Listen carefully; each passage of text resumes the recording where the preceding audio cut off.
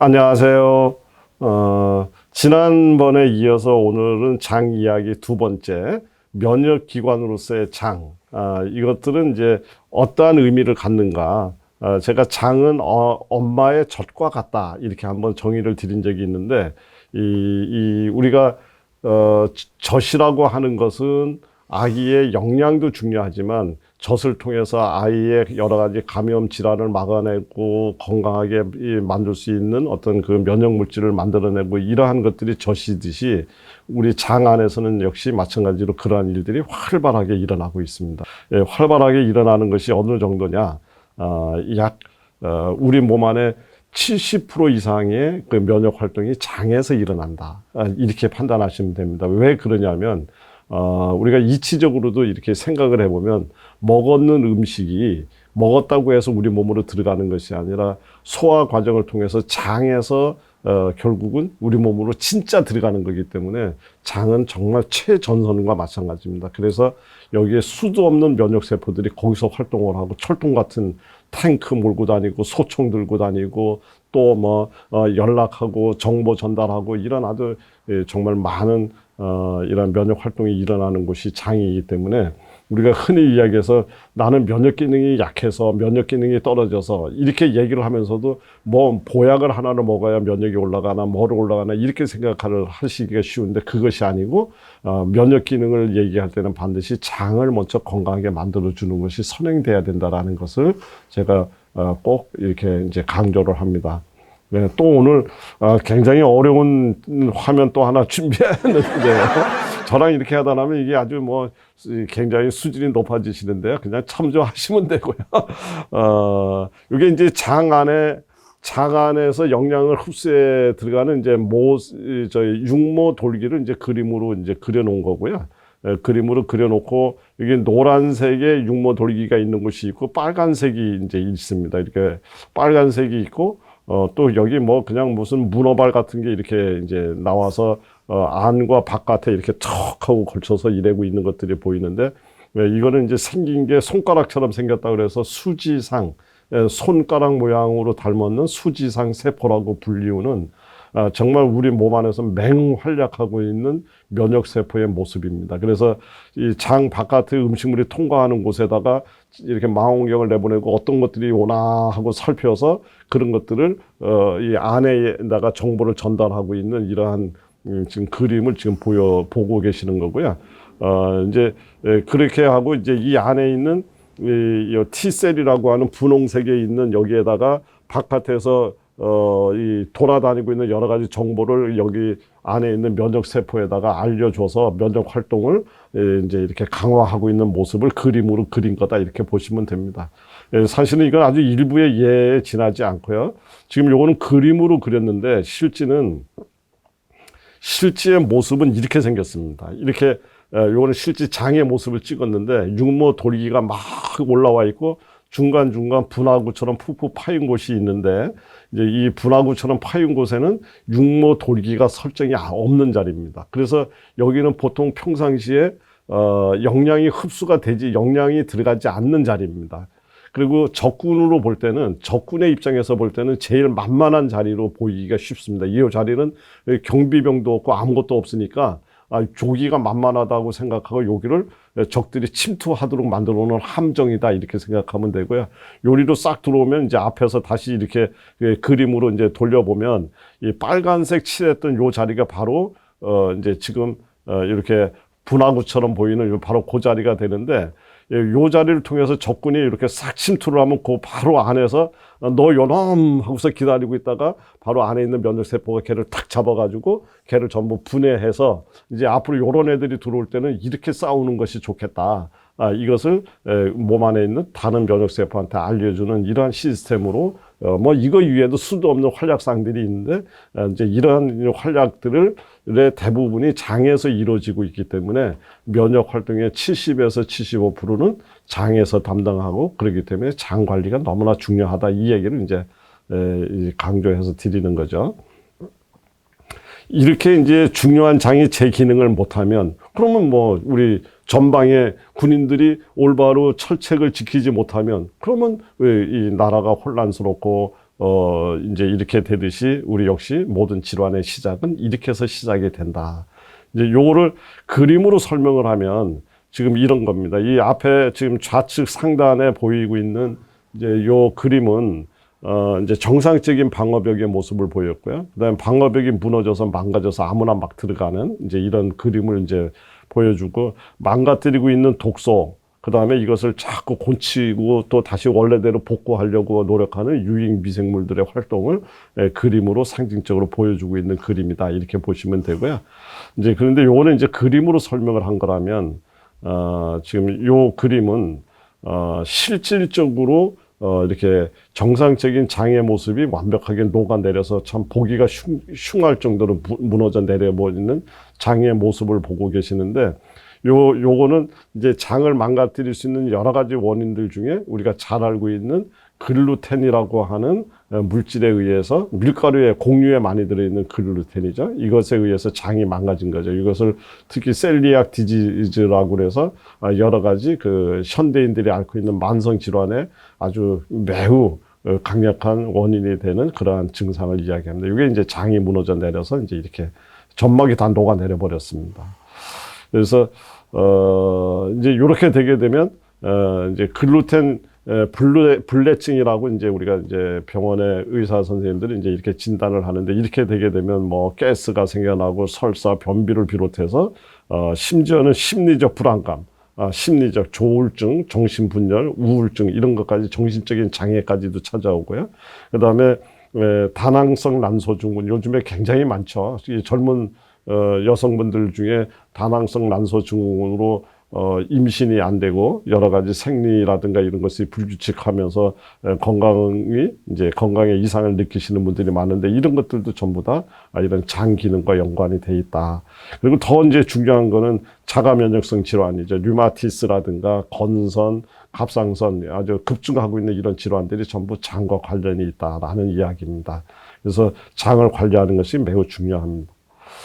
우리 지난 시간에도 이야기해 드렸지만은 모든 질병은 장에서 시작이 된다라고 이제 얘기했습니다. 그래서 대부분의 질환은 이 장에서부터 자그마한 그 장에서의 이상이 몸을 점차 이렇게 이제 망가뜨리고 있기 때문에, 그래서 각 조직의 염증을 만들어내고, 그래서 간을 피곤하게 만들고, 간에 염증을 만들고, 그것들이 제대로 배출이 안 되면서 피부를 망가뜨리고, 또 그런 염증 물질들이 혈관에 쌓이면서 당뇨라든가 동맥경화, 암 뭐 이런 등등, 그래서 심지어는 치매까지도 이제 연결되는 것입니다. 그래서 장을 관리하는 것은 너무나 중요하다. 그래서 이제 이렇게 장이 망가지는 것을 뭐 요즘에 이제 여러 가지 이야기로 표현을 하는데, 요거를 이제 장누수, 장에서 새는 곳이 생겨서 몸 안에 들어가지 말아야 될 것들이 들어가는 이런 현상을 장누수 라는 이제 뭐 이런 표현을 쓰기도 합니다. 그래서 새는 장증후군 이렇게 부르기도 하고, 장누수 증후군 이렇게 부르기도 하는 이러한 증상들이 찾아오게 되는데, 이러한 원인들 중에 이제 가장 강력한 원인이 앞에서 살펴봤던 이런 어떤 곡류라든가 이런 데 들어있는 글루텐이나 이런 것들도 문제가 되지만, 대부분은 이제 화학적으로 만든 약물, 의 남용, 항생제라든가 진통, 소염제 뭐 이런 것들, 그 다음에 소화가 제대로 되지 않는 음식물 찌꺼기로 인한, 그래서 과식이라든가 또는 급하게 먹고 나서 항상 이 장에 소화가 안 되고 가스가 더부룩하게 쌓이는 뭐 이런 것들, 또는 뭐 이제 어떤 잔류 농약이라든가 이제 이런 방부제 섞여 있는 이런 음식들에서 섞여져 있는 이런 독소, 이런 것들에 의해서 대부분이 장이 망가지는 걸로 되어 있습니다. 이렇게 망가지게 되어 있고요.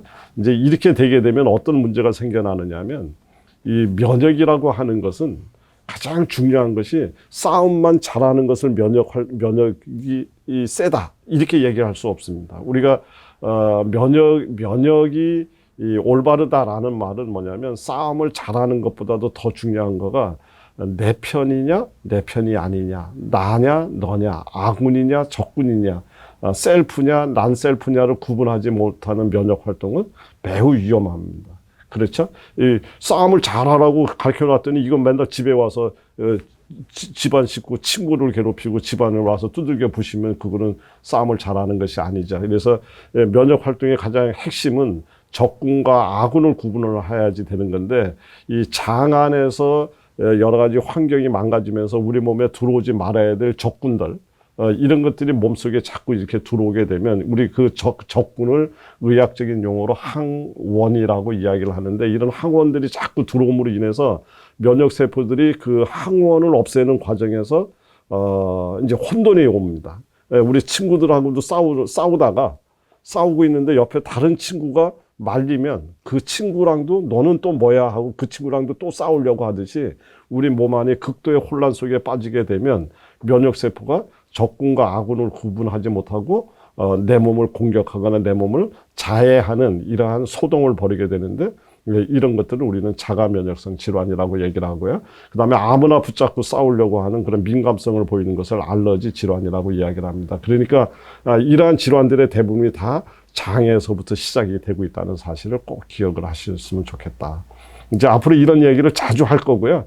또 그래서 음식의 중요성을 이제 제가 자꾸 이제 강조를 드릴 겁니다. 그래서 이제 그런 것들을 이해하기 위해서 오늘과 같은 이런 기초적인 어떤 이런 내용들이 조금 필요하기 때문에 제가 이렇게 보충 설명을 드리고 있습니다.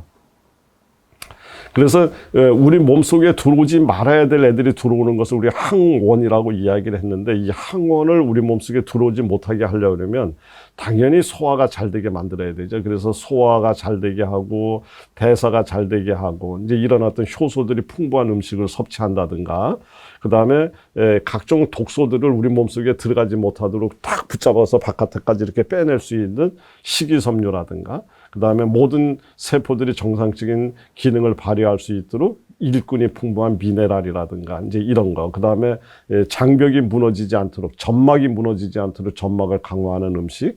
그리고 장 안에서 우리가 먹었는 음식들을 가장 쓸모 있게 만들어주는 마지막 요리사 유익균의 프로바이오틱스라 그러죠. 유익균들이 정상적으로 이 장 안에서 활동할 수 있게 만들어주는 유익 미생물의 활성화.